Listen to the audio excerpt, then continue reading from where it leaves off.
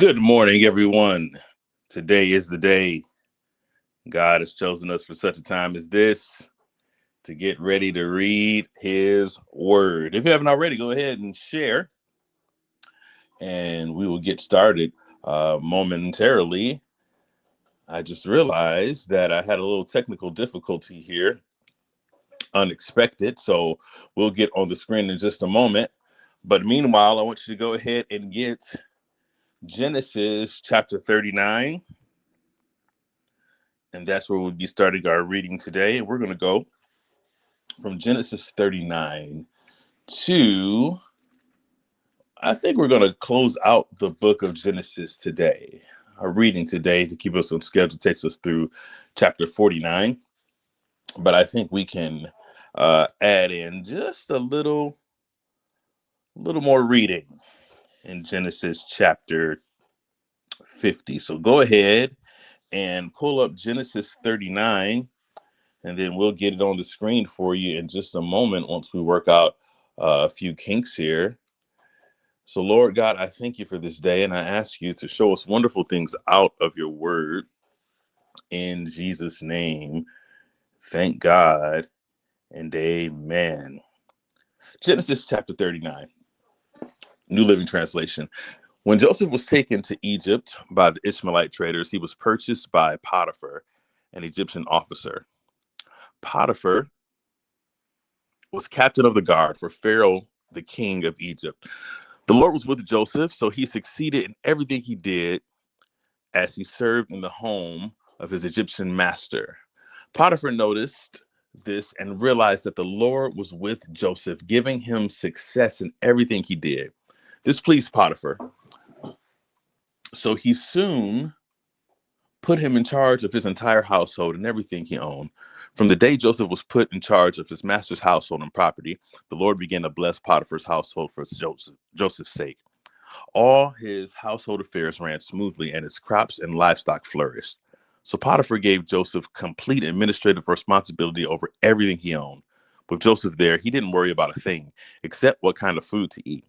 Joseph was a very handsome and well-built young man, and Potiphar's wife soon began to look at him lustfully. "Come and sleep with me," she demanded. But Joseph refused. "Look," he told her, "my master trusts me with everything in his entire household. No one here has more authority than I do. He has held nothing back from me except you, because you are his wife. How could I do such a wicked thing? It would be a great sin against God." She kept putting pressure on Joseph day after day, but he refused to sleep with her, and he kept out of her way as much as possible.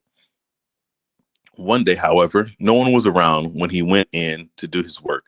She came and grabbed him by his cloak, demanding, "Come sleep with me." Joseph tore himself away, but he left his cloak in her hands as he ran from the house. When she saw that he was holding his cloak and he had fled, she called out to her servants. Soon, all the men came running. "Look," she said, "my husband has brought this Hebrew slave here to me to make us Hebrew slave here to make fools of us. He came into my room to rape me, but I screamed. When he heard me scream, he ran outside and got away, but he left his cloak behind with me." She kept the cloak with her until her husband came home. Then she told him her story. "That Hebrew slave you brought into our house tried to come in and fool around with me," she said. "But when I screamed, he ran outside, leaving his cloak with me." Potiphar was furious when he heard his wife's story about how Joseph had treated her. So he took Joseph and threw him into the prison where the king's prisoners were held, and there he remained. But the Lord was with Joseph and showed him mercy, gave him favor in the sight of the keeper of the prison. And the keeper of the prison committed to Joseph's hand all the prisoners that were in the prison. Whatsoever they did there, he was the doer of it. The warden had no more worries because Joseph took care of everything. The Lord was with him and caused everything he did to succeed. Genesis chapter 40. We're going to try to get this video up for you guys. So just bear with us. But in the meantime, we're going to go to Genesis chapter 40. Sometime later, Pharaoh's chief cupbearer and chief baker offended their royal master.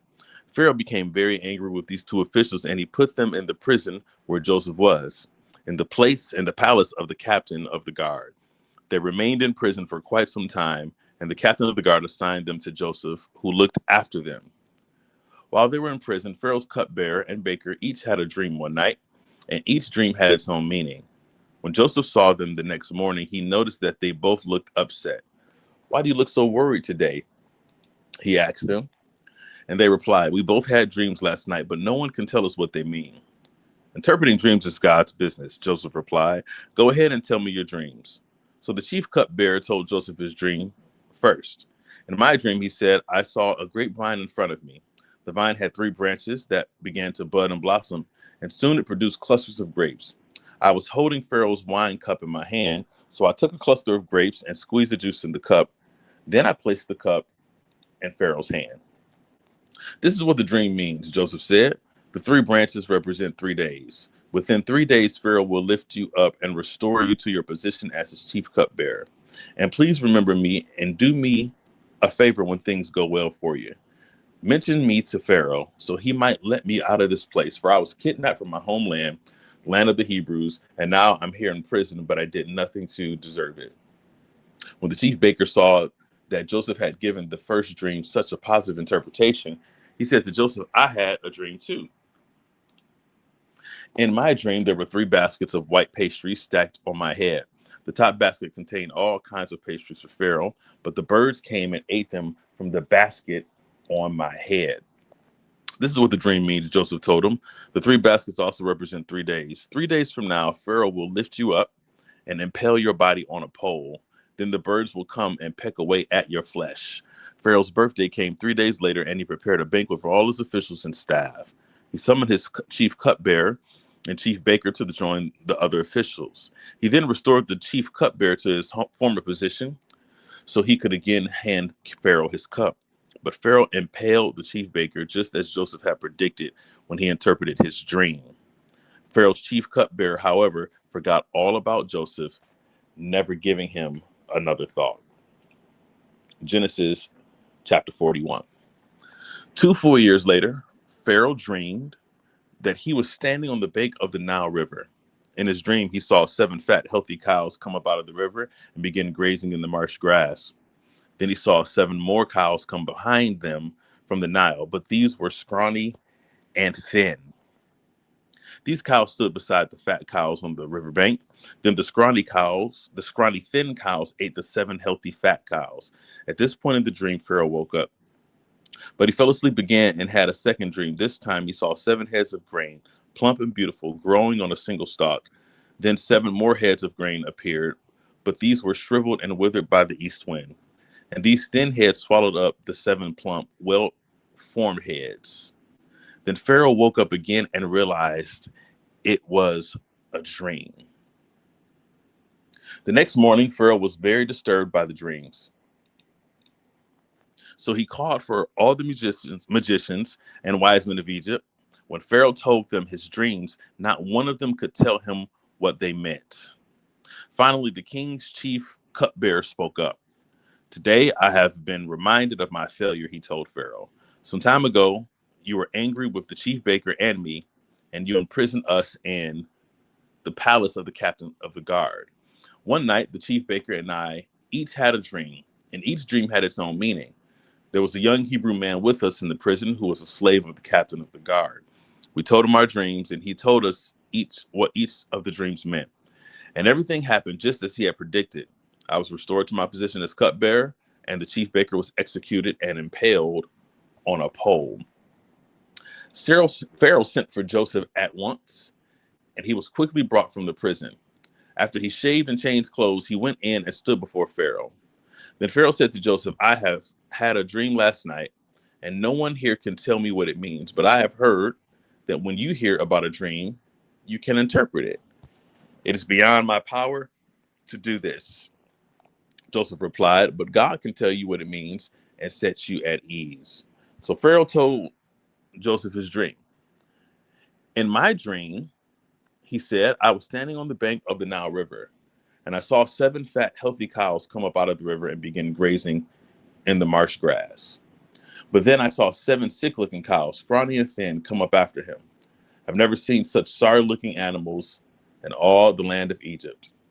These thin, scrawny cows ate the 7 fat cows, But afterward you would you wouldn't have known it, for they were still as thin and scrawny as before. And then I woke up. Then I fell asleep, and I had another dream. This time I saw 7 heads of grain, full and beautiful, growing on a single stalk. Then 7 more heads of grain appeared, but these were blighted, shriveled, and withered by the east wind. And the shriveled heads swallowed the 7 healthy heads. I told these dreams to the magicians, but no one could tell me what they meant. Joseph responded, both of Pharaoh's dreams mean the same thing. God is telling Pharaoh in advance what he is about to do. The 7 healthy cows and the 7 healthy heads of grain both represent years of prosperity. The 7 thin, scrawny cows that came up later and the 7 thin heads of grain withered by the east wind represent 7 years of famine. This will happen just as I've described it, for God has revealed to Pharaoh in advance what he is about to do. The next 7 years will be a period of great prosperity throughout the land of Egypt. But afterward, there will be 7 years of famine, so great that all the prosperity will be forgotten in Egypt. Famine will destroy the land. This famine will be so severe that even the memory of the good years will be erased. As for having 2 similar dreams, it means that these events have been decreed by God, and he will soon make them happen. Therefore, Pharaoh should find an intelligent and wise man to put him in charge of the entire land of Egypt. Then Pharaoh should appoint supervisors over the land and let them collect 1/5 of all the crops during the 7 good years. Have them gather all the food produced in the good years that are just ahead and bring it to Pharaoh's storehouses. Store it away and guard it so there will be food in the cities. That way there will be enough to eat when the 7 years of famine come to the land of Egypt. Otherwise, this famine will destroy the land. Joseph's suggestions were well received by Pharaoh and his officials. So Pharaoh asked his officials, can we find anyone else like this man, so obviously filled with the Spirit of God? Then Pharaoh said to Joseph, since God has revealed the meaning of the dreams to you, clearly no one else is as intelligent or wise as you are. You will be in charge of my court, and all my people will take orders from you. Only I, sitting on my throne, will have a rank higher than yours. Pharaoh said to Joseph, I hereby put you in charge of the entire land of Egypt. Then Pharaoh removed his signet ring from his hand and placed it on Joseph's finger. He dressed him in fine linen clothing and hung a gold chain around his neck. Then he had Joseph ride in the chariot reserved for his second in command. And wherever Joseph went, the command was shouted, kneel down. So Pharaoh put Joseph in charge of all Egypt. And Pharaoh said to him, I am Pharaoh, but no one will lift a hand or foot in the entire land of Egypt without your approval. Then Pharaoh gave Joseph a new Egyptian name, Zephanath-Paneah. He also gave him a wife whose name was Asenath. She was the daughter of Potiphar, the priest of On. So Joseph took charge of the entire land of Egypt. He was 30 years old when he began serving in the court of Pharaoh, the king of Egypt. And when Joseph left Pharaoh's presence, he inspected the entire land of Egypt. As predicted, for 7 years, the land produced bumper crops. During those years, Joseph gathered all the crops grown in Egypt and stored the grain from the surrounding fields and cities. He piled up huge amounts of grain like sand on the seashore. Finally, he stopped keeping records because there was too much to measure. During this time, before the first of the famine years, 2 sons were born to Joseph and his wife Asenath, the daughter of Potiphar, the priest of On. Joseph named his older son Manasseh, for he said, God has made me forget all my troubles and everyone in my father's family. Joseph named his second son Ephraim, for he said, God has made me fruitful in this land of my grief. At the last of the 7 years of bumper crops throughout the land of Egypt came to an end. Then the 7 years of famine began, just as Joseph had predicted. The famine also struck all the surrounding countries, but throughout Egypt there was plenty of food.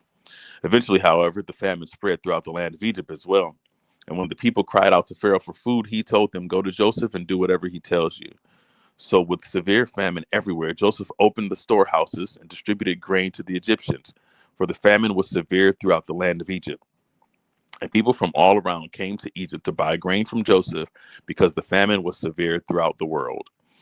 Genesis chapter 42. When Jacob heard that grain was available in Egypt, he said to his sons, why are you standing around looking at one another? I have heard there is grain in Egypt. Go down there and buy enough grain to keep us alive. Otherwise, I will die. So Joseph's 10 older brothers went down to Egypt to buy grain. But Jacob wouldn't let Joseph's younger brother Benjamin go with them, for fear some harm might come to him. So Jacob's sons arrived in Egypt along with others to buy food, for the famine was in Canaan as well. Since Joseph was governor of all Egypt, in charge of selling grain to all the people, it was to him that his brothers came. When they arrived, they bowed before him with their faces to the ground.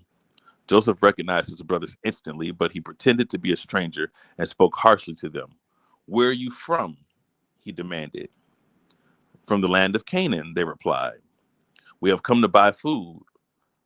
Although Joseph recognized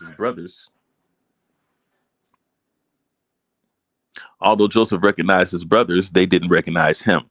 And he remembered the dreams he had about them many years before. He said to them, "You are spies. You have come to see how vulnerable our land has become."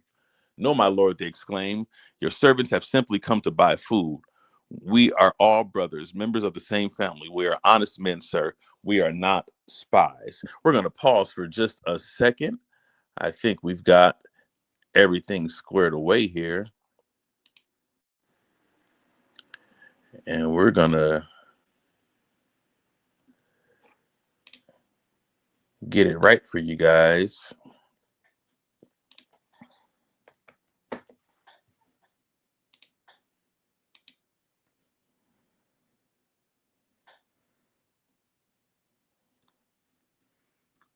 We are in Genesis 42.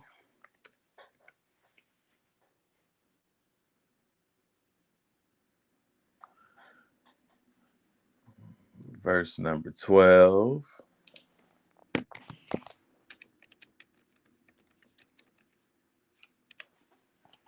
New Living Translation. Good morning. Good morning. I see you all. Sister Rich, Sister Kia, Mom, Sister Bernadette, many others that are watching on Instagram. God bless you all. All righty.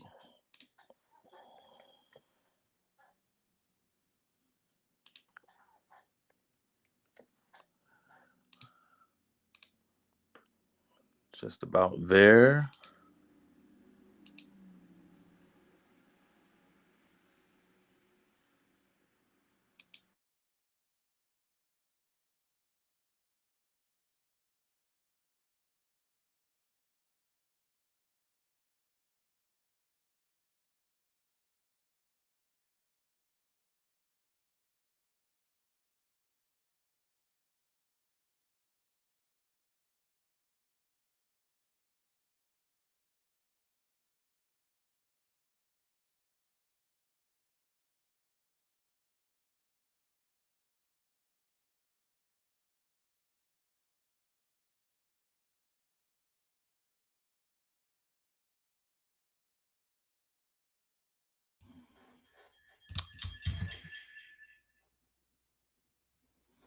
All righty. I think we're good to go.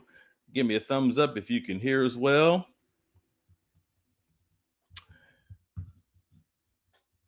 All right. Verse number 13. "Sir," they said, "there are actually 12 of us. We, your servants, are all brothers, sons of a man living in the land of Canaan.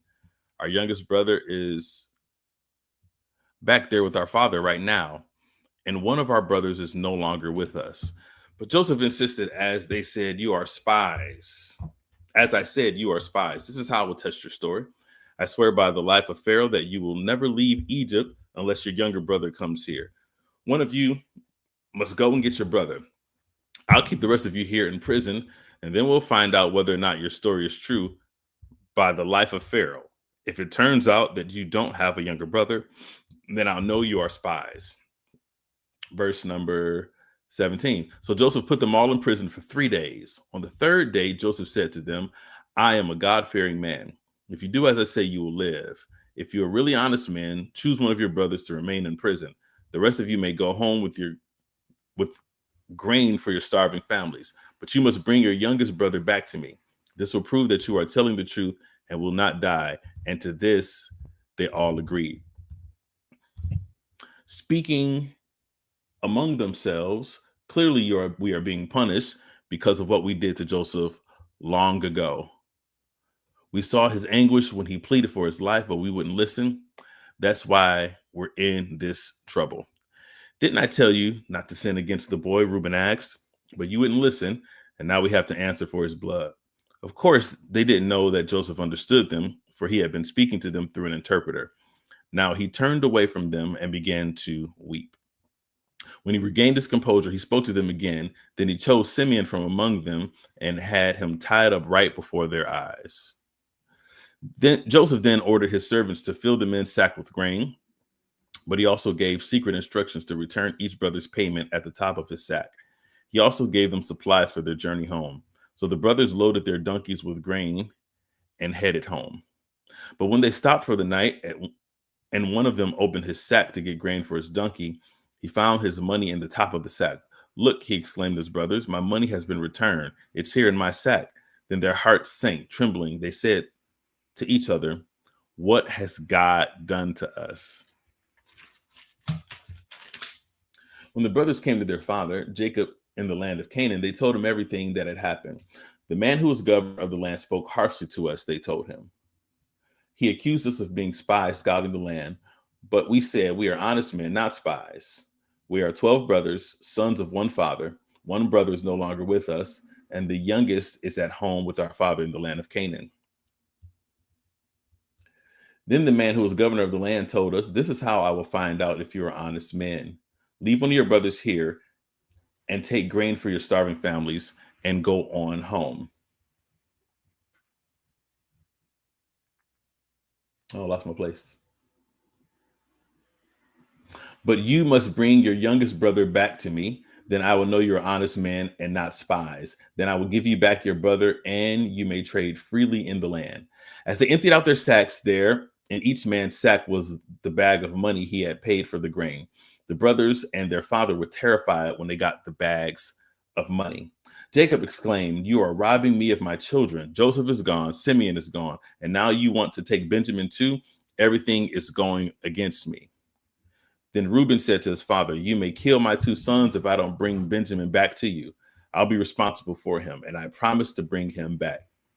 But Jacob replied, my son will not go down with you. His brother Joseph is dead, and he is all I have left. If anything should happen to him on your journey, you would send this grieving white-haired man to his grave. Genesis chapter 43.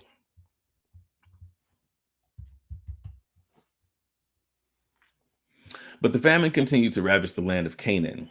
When the grain they had brought from Egypt was almost gone, Jacob said to his sons, go back and buy us a little more food. But Judah said, the man was serious when he warned us, you won't see my face again unless your brother is with you. If you send Benjamin with us, we will go down and buy more food. But if you don't let Benjamin go, we won't go either. Remember, the man said, you won't see my face again unless your brother is with you. Why were you so cruel to me? Jacob moaned. Why did you tell him you had another brother? The man kept asking us questions about our family, they replied. He asked, is your father still alive? Do you have another brother? So we answered his questions. How could we know? He would say, bring your brother down here. Judah said to his father, send the boy with me, and we will be on our way. Otherwise, we will all die of starvation, and not only we, but you and your little ones. I personally guarantee his safety. You may hold me responsible if I don't bring him back to you. Then let me bear the blame forever. If we hadn't wasted all this time, we could have gone and returned twice by now. So their father, Jacob, said to them, if it can't be avoided, then at least do this. Pack your bags with the best products of the land. Take them down to this man as gifts. Balm, honey, gum, aromatic resin, pistachio nuts, and almonds. Also take double the money that was put in your sacks, as it was probably someone's mistake. Then take your brother and go back to the man. May God Almighty give you mercy as you go before the man, so that he will release Simeon and let Benjamin return. But if I must lose my children, so be it. So the men packed Jacob's gifts and doubled the money and hit off with Benjamin. They finally arrived in Egypt and presented themselves to Joseph. When Joseph saw Benjamin with them, he said to the manager of the household, these men will eat with me this noon. Take them inside the palace, then go slaughter an animal and prepare a big feast. So the man did as Joseph told him and took them into Joseph's palace.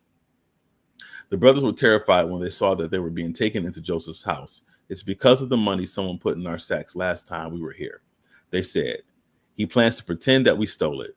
Then he will seize us, make us slaves, and take our donkeys. The brothers approached the manager of Joseph's household and spoke to him at the entrance of the palace. Sir, they said, we came to Egypt once before to buy food. But as we were returning home, we stopped for the night and opened our sacks. Then we discovered that each man's money, the exact amount paid, was in the top of his sack. Here it is. We have brought it back with us. We also have additional money to buy more food. We have no idea who put money in our sacks. Relax, don't be afraid, the household manager told them.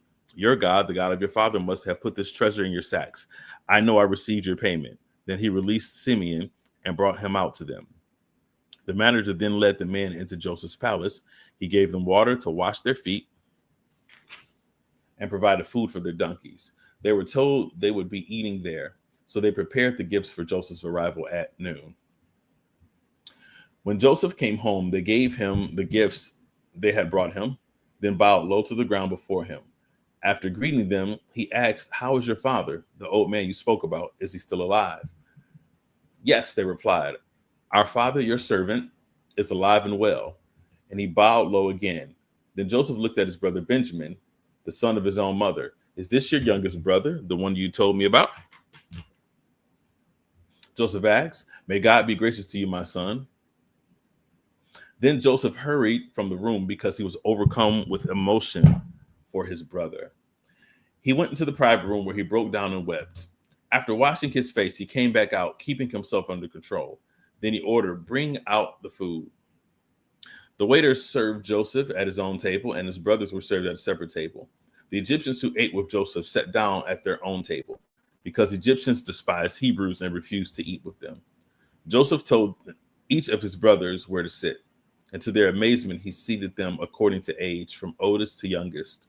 And Joseph filled their plates with food from his own table, giving Benjamin 5 times as much as he gave the others. So they feasted and drank freely with them.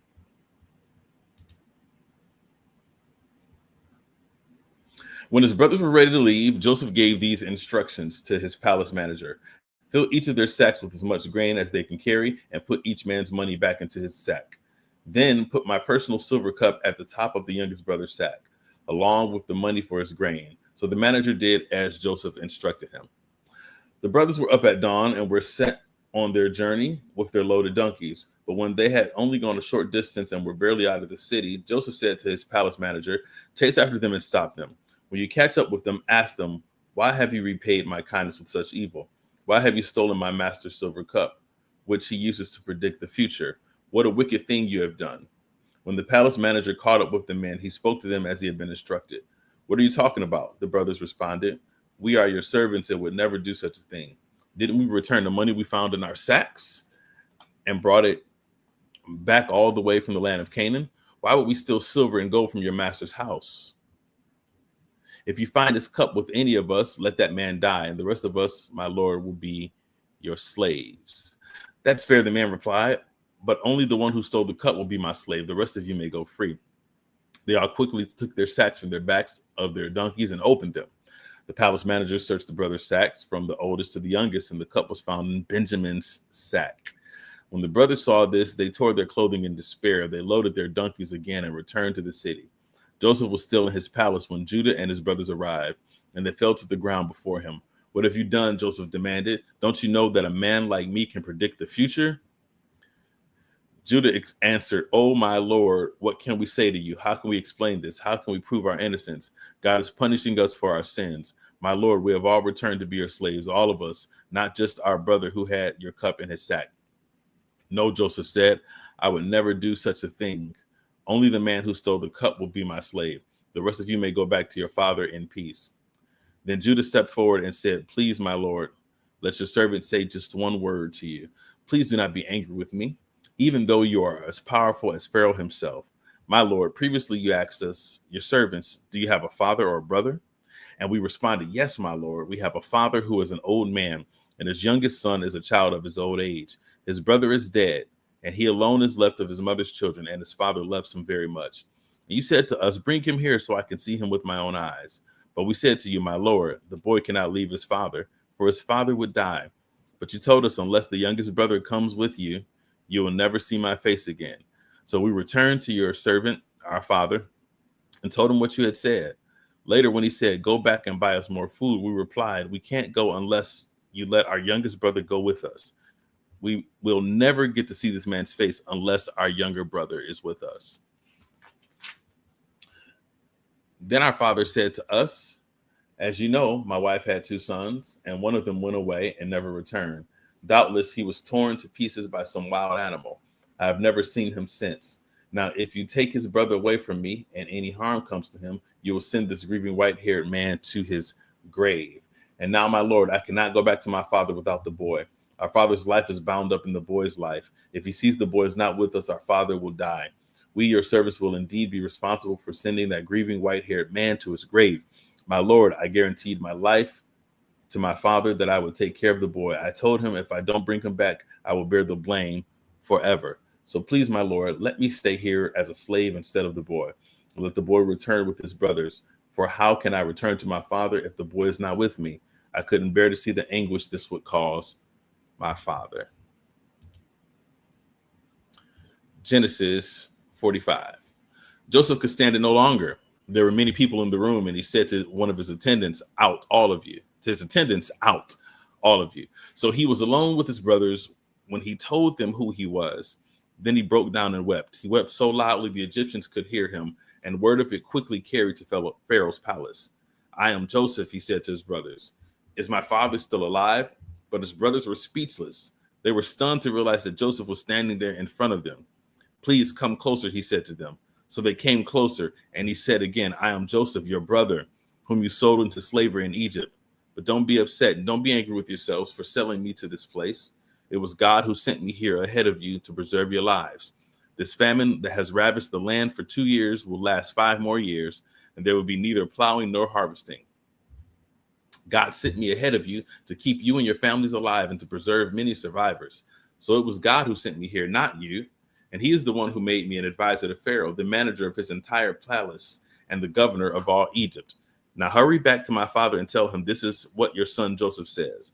God has made me master over all the land of Egypt. So come down to me immediately. You can live in the region of Goshen, where you can be near me with all your children and grandchildren, your flocks and herds, and everything you own. I will take care of you there, for there are still 5 years of famine ahead of us. Otherwise, you, your household, and all your animals will starve. Then Joseph added, look, you can see for yourselves, and so can my brother Benjamin, that I am really Joseph. Go tell my father of my honored position here in Egypt. Describe for him everything you have seen, and then bring my father here quickly. Weeping with joy, he embraced Benjamin, and Benjamin did the same. Then Joseph kissed each of his brothers and wept over them. And after that, they began talking freely with him. The news soon reached Pharaoh's palace. Joseph's brothers have arrived. Pharaoh and his officials were all delighted to hear this. Pharaoh said to Joseph, tell your brothers, this is what you must do. Load your pack animals and hurry back to the land of Canaan. Then get your father and all of your families and return here to me. I will give you the very best land in Egypt, and you will eat from the best the land produces. Then Pharaoh said to Joseph, tell your brothers, take wagons from the land of Egypt to carry your little children and your wives, and bring your father here. Don't worry about your personal belongings, for the best of all the land of Egypt is yours. So the sons of Jacob did as they were told. Joseph provided them with wagons as Pharaoh commanded, and he gave them supplies for the journey. And he gave each of them new clothes, but to Benjamin he gave 5 changes of clothes, 300 pieces of silver. He also sent his father 10 male donkeys loaded with the finest products of Egypt, and 10 female donkeys loaded with grain and bread and other supplies he would need for his journey. So Joseph sent his brothers off, and as they left, he called after them, don't quarrel about this along the way. And they left Egypt and returned to their father, Jacob, in the land of Canaan. Joseph is still alive, they told him, and he is governor of all the land of Egypt. Jacob was stunned at the news. He couldn't believe it. But when they repeated it to Jacob, everything Joseph had told them, and when he saw the wagons Joseph had sent to carry him, their father's spirits revived. Then Jacob exclaimed, it must be true. My son Joseph is alive. I must go see him before I die. Genesis chapter 46. So Jacob set out for Egypt with all his possessions, and when he came to Beersheba, he offered sacrifices to the God of his father Isaac. During the night, God spoke to him in a vision. Jacob, Jacob, he called. Here I am, Jacob replied. I am the God of your father. The voice said, do not be afraid to go down to Egypt, for there I will make your family into a great nation. I will go with you down to Egypt, and I will bring you back again, but you will die in Egypt with Joseph attending to you. So Jacob left Beersheba, and his sons took him to Egypt. They carried him and their little ones and their wives in the wagons Pharaoh had provided for them. They also took their livestock and all personal belongings they had acquired in the land of Canaan. So Jacob and his entire family went to Egypt, sons and grandsons, daughters and granddaughters, all his descendants. These are the names of Jacob's descendants of Israel, the son of Jacob. These are the names of the descendants of Israel, the sons of Jacob, who went to Egypt. Reuben was the oldest son. The sons of Reuben were Hanok, Palu, Hezron, and Carmi. The sons of Simeon were Jemuel, Jamin, Ahad, Jakin, Zahor, and Shual. Shaul's mother was a Canaanite woman. These are the sons of Levi, Gershon, Kohath, and Merari. The sons of Judah were Onan, Shelah, Perez, and Zerah. Though and Onan had died in the land of Canaan, the sons of Perez were Hezron and Hamul. The sons of Issachar were Tola, Puah, Jashub, and Shimron. The sons of Zebulun were Seret, Elon, and Jalil. These were the sons of Leah and Jacob, who were born in Padan Aram. In addition to their daughter Dinah, the number of Jacob's descendants, male and female, through Leah was 33. The sons of Gad were Zephon, Hagi, Shuni, Esbon, Eri, Aradi, and Areli. The sons of Asher were Imnai, Ishvi, and Berea. Their sister was Sarah. Berea's sons were Heber and Malkiel. These were the sons of Zilpah, the servant given to Leah by her father Laban. The number of Jacob's descendants through Zilpah was 16. The sons of Jacob's wife Rachel were Joseph and Benjamin.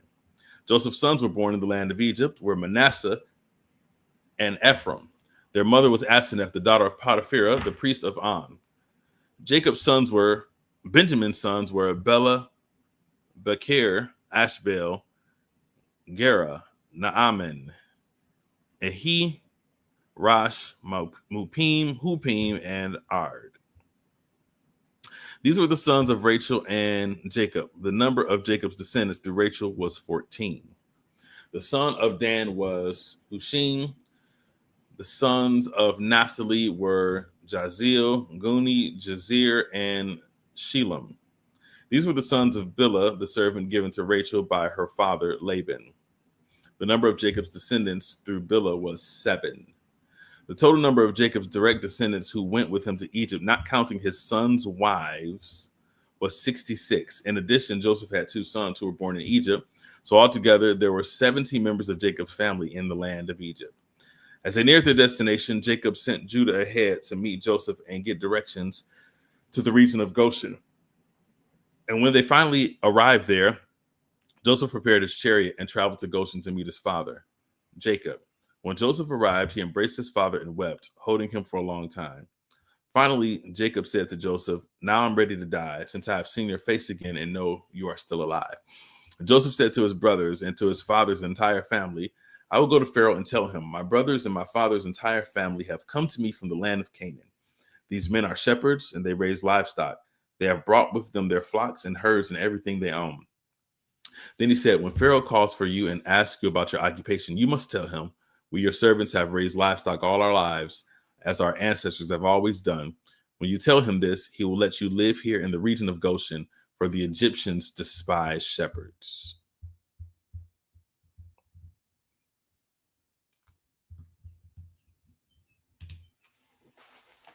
Genesis chapter 47. Then Joseph went to see Pharaoh and told him, my father and my brothers have arrived from the land of Canaan. They have come here with all their flocks and herds and possessions, and they are now in the region of Goshen. Joseph took 5 of his brothers with him and presented them to Pharaoh. Pharaoh asked his brothers, "What is your occupation?" They replied, "We, your servants, are shepherds just like our ancestors. We have come to live here in Egypt for a while, for there's no pasture. There's no pasture for our flocks in Canaan. The famine is very severe, so please, we request permission to live in the region of Goshen." Then Pharaoh said to Joseph, "Now that your father and brothers have joined you here, choose any place in the entire land of Egypt for them to live. Give them the best of the land of Egypt. Let them live in the region of Goshen. And if any of them have special skills, put them in charge of my livestock too." Then Joseph brought in his father Jacob and presented him to Pharaoh, and Jacob blessed Pharaoh.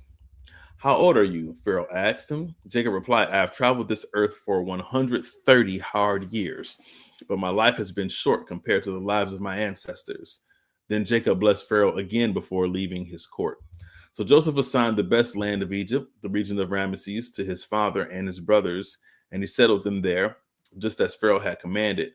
And Joseph provided food for his father and his brothers in amounts appropriate to the number of their dependents, including the smallest children. Meanwhile, the famine became so severe that all the food was used up, and people were starving throughout the lands of Egypt and Canaan. By selling grain to the people, Joseph eventually collected all the money in Egypt and Canaan, and he put the money into Pharaoh's treasury. When the people of Egypt and Canaan ran out of money, all the Egyptians came to Joseph. "Our money is gone," they cried, "but please give us food or we will die before your eyes." Joseph replied, "Since your money is gone, bring me your livestock. I will give you food in exchange for your livestock." So they brought their livestock to Joseph in exchange for food. In exchange for their horses, flocks of sheep and goats, herds of cattle and donkeys, Joseph provided them with food for an entire year. But that year ended, and the next year they came again and said, "We cannot hide the truth from you, my lord. Our money is gone, and our livestock and cattle are yours. We have nothing left to give you but our bodies and our land. Why should we die before our eyes, before your very eyes? Bury us and our land buy us and our land in exchange for food. We offer our land and ourselves as slaves for Pharaoh. Just give us grain so we may live and not die, and so the land does not become empty and desolate." So Joseph bought all the land of Egypt for Pharaoh. All the Egyptians sold him their fields because the famine was so severe, and soon all the land belonged to Pharaoh. As for the people, he made them slaves from one end of Egypt to the other. The only land he did not buy was the land belonging to the priests. They received an allotment of food directly from Pharaoh, so they didn't need to sell their land. Then Joseph said to the people, "Look, today I have brought you and your land for Pharaoh. I will provide you with seed so you can plant the fields. Then when you harvest it, 1/5 of your crop will belong to Pharaoh. You may keep the remaining 4/5 as seed for your fields and as food for your households and your little ones. You have saved our lives," they exclaimed. "May it please you, my lord, to let us be Pharaoh's servants." Joseph then issued a decree still in effect in the land of Egypt that Pharaoh should receive 1/5 of all the crops grown on his land. Only the land belonging to the priests was not given to Pharaoh. Meanwhile, the people of Israel settled in the region of Goshen in Egypt. There they acquired property, and they were fruitful, and their population grew rapidly.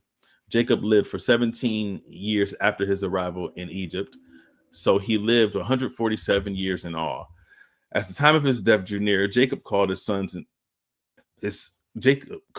his son Joseph and said to him, "Please do me this favor. Put your hand under my thigh and swear that you would treat me with unfailing love by honoring this last request. Do not bury me in Egypt. When I die, please take my body out of Egypt and bury me with my ancestors." So Joseph promised, "I will do as you ask." "Swear that you will do it," Jacob insisted. So Joseph gave his oath, and Jacob bowed humbly at the head of his bed. Genesis chapter 48. One day, not long after this, the word came to Joseph, "Your father is failing rapidly." So Joseph went to visit his father, and he took with him his two sons, Manasseh and Ephraim.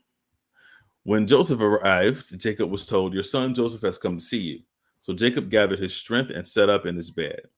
Jacob said to Joseph, "God Almighty appeared to me at Luz in the land of Canaan to bless me. He said to me, 'I will make you fruitful, and I will multiply your descendants. I will make you a multitude of nations, and I will give you this land of Canaan to your descendants after you as an everlasting possession. Now I'm claiming as my own sons these two boys of yours, Ephraim and Manasseh, who were born here in the land of Egypt before I arrived. They will be my sons just as Reuben and Simeon are. But any children born to you in the future will be your own, and they will inherit the land within territories of their borders, of their brothers, Ephraim and Manasseh. Long ago, as I was returning from Padan Aram, Rachel died in the land of Canaan. We were still on the way, some distance from Ephraim, that is Bethlehem. So with great sorrow, I buried her there beside the road to Ephrath. Then Jacob looked over at the two boys. Are these your sons? He asked. Yes, Joseph told him. These are the sons God has given me in Egypt. And Jacob said, bring them closer to me so I can bless them. Jacob was half blind because of his age and could hardly see. So Joseph brought the boys close to him, and Jacob kissed and embraced them. Then Jacob said to Joseph, I never thought I would see your face again, but now God has let me see your children too. Joseph moved the boys, who were at their grandfather's knees, and he bowed with his face to the ground. Then he positioned the boys in front of Jacob. With his right hand, he directed Ephraim toward Jacob's left hand, and with his left hand, he put Manasseh at Jacob's right hand. But Jacob crossed his arms as he reached out to lay his hands on the boys' heads. But he put his right hand on the head of Ephraim, though he was the younger boy, and his left hand on the head of Manasseh, though he was the firstborn. Then he blessed Joseph and said, may the God before whom my grandfather Abraham and my father Isaac walked, the God who has been my shepherd all my life to this very day, the angel who has redeemed me from all harm, may he bless these boys. May they preserve my name and the names of Abraham and Isaac, and may their descendants multiply greatly throughout the earth. But Joseph was upset when he saw his father place his right hand on Ephraim's head. So Joseph lifted it to move it from Ephraim's head to Manasseh's head. No, my father, he said, this one is the firstborn. Put your right hand on his head. But his father refused. I know, my son, I know, he replied. Manasseh will also become a great people, but his younger brother will become even greater, and his descendants will become a multitude of nations. So Jacob blessed the boys that day. With this blessing, the people of Israel will use your names when they give a blessing. They will say, may God make you as prosperous as Ephraim and Manasseh. Then Jacob said to Joseph, look, I'm about to die, but God will be with you and will take you back to Canaan, the land of your ancestors. And beyond what I have given your brothers, I am giving you an extra portion of the land that I took from the Amorites with my sword and bow. Our penultimate chapter, Genesis 49. Then Jacob called together his sons and said, gather around me, and I will tell you what will happen to each of you in the days to come. Come and listen, you sons of Jacob. Listen to Israel, your father. Reuben, you are my firstborn, my strength, the child of my vigorous youth. You are first in rank and first in power, but you are as unruly as a flood, and you will be first no longer. For you went to bed with my wife. You defiled my marriage couch. Simeon and Levi are two of a kind. Their weapons are instruments of violence. May I never join in their meetings. May I never be party to their plans. For in their anger, they murdered men and they crippled oxen just for sport. A curse on their anger, for it is fierce. A curse on their wrath, for it is cruel. I will scatter them among the descendants of Jacob. I will disperse them throughout Israel. Judah, your brothers will praise you. You will grasp your enemies by the neck. All your relatives will bow before you. Judah, my son, is a young lion that has finished eating its prey. Like a lion, he crouches and lies down. Like a lioness, who dares to rouse him? The scepter will not depart from Judah, nor the ruler's staff from his descendants, until the coming of the one whom it belongs, the one whom the nations will honor. He ties his foal to a grapevine, the colt of his donkey to a choice vine. He washes his clothes in wine, his robes in the blood of grapes. His eyes are darker than wine, his teeth are whiter than milk. Zebulun will settle by the seashore and will be a harbor for ships. His borders will extend to Sidon. Issachar is a sturdy donkey, resting between two saddle packs. When he sees how good the countryside is and how pleasant the land, he will bend his shoulder to the load and submit himself to hard labor. Dan will govern his people like any other tribe in Israel. Dan will be a snake beside the road, a poisonous viper along the path that bites the horse's hooves, so its rider is thrown off. I trust in you for salvation, O Lord. Gad will be attacked by marauding bands, but he will attack them when they retreat. Asher will dine on rich foods and produce food fit for kings.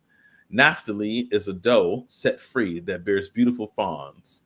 Joseph is the foal of a wild donkey, the foal of a wild donkey at spring, one of the wild donkeys on the ridge. Archers attacked him savagely, but they shot at him and harassed him. But his bow remained taut, and his arms were strengthened. By the hands of the mighty one of Jacob, by the shepherd, the rock of Israel, may the God of our father help you. May the God bless you. May the Almighty bless you with blessings of the heavens above, and blessings of watery depths below, and blessings of the breast and womb. May the blessings of your father surpass the blessings of ancient mountains, reaching to the heights of the eternal hills. May the blessings rest on the head of Joseph, who is prince among his brothers. Benjamin is a ravenous wolf, devouring his enemies in the morning and dividing his plunder in the evening. These are the 12 tribes of Israel, and this is what their father said as he told his sons goodbye. He blessed each one of them with an appropriate message. Then Jacob instructed them, soon I will die and be joined to my ancestors. Bury me with my father and grandfather in the cave in the field of Ephraim the Hittite. This is the cave in the field of Machpelah near Mamre in Canaan that Abraham bought from Ephraim the Hittite as a permanent burial site. There Abraham and his wife Sarah are buried. There Isaac and his wife Rebekah are buried, and there I buried Leah. It is the plot of land and the cave that my grandfather Abraham bought from the Hittites. When Jacob had finished this charge to his sons, he drew his feet into the bed, breathed his last, and joined his ancestors in death. Our final chapter, Genesis chapter 50.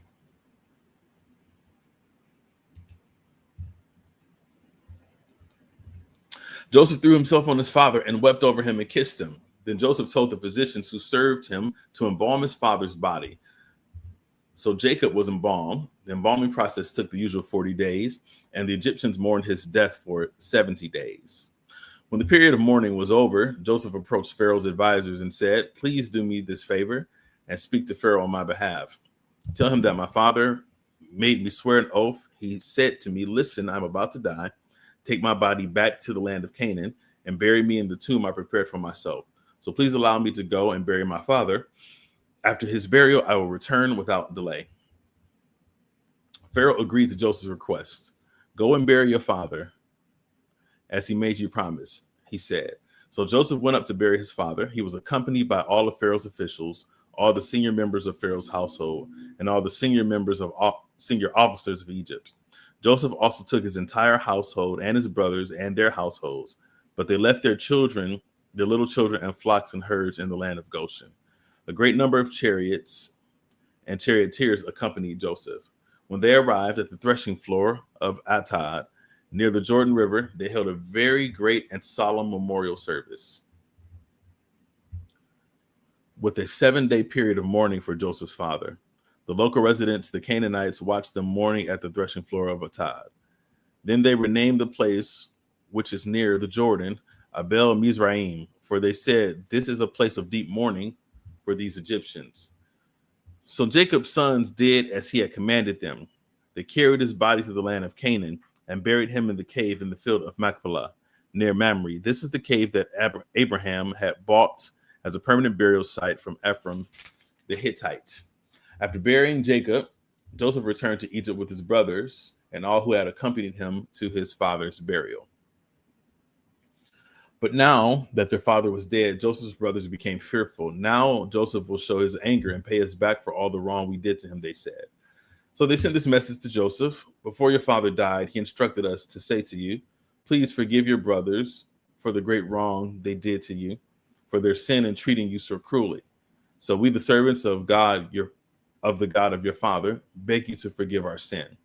When Joseph received the message, he broke down and wept. Then his brothers came and threw themselves down before Joseph. "Look, we are your slaves," they said. But Joseph said, "Do not be afraid of me. Am I God that I can punish you? You intended to harm me, but God intended it all for good. He brought me to this position so I could save the lives of many people. No, don't be afraid. I will continue to take care of you and your children." So he reassured them by speaking kindly to them.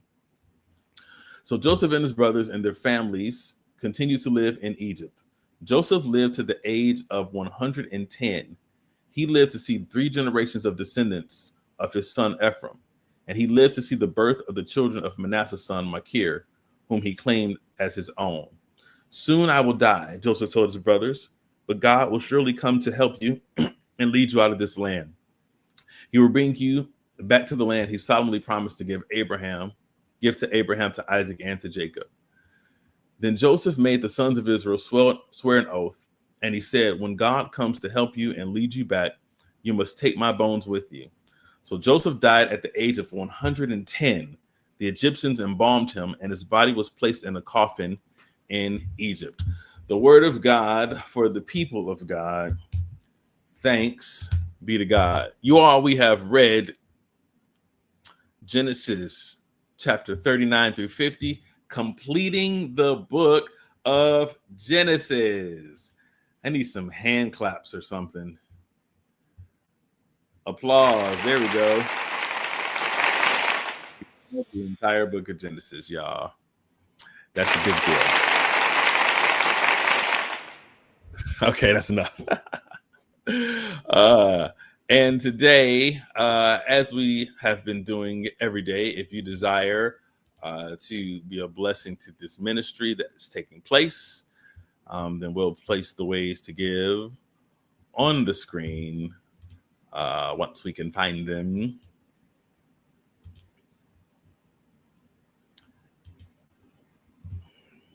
You should see it scrolling at the bottom.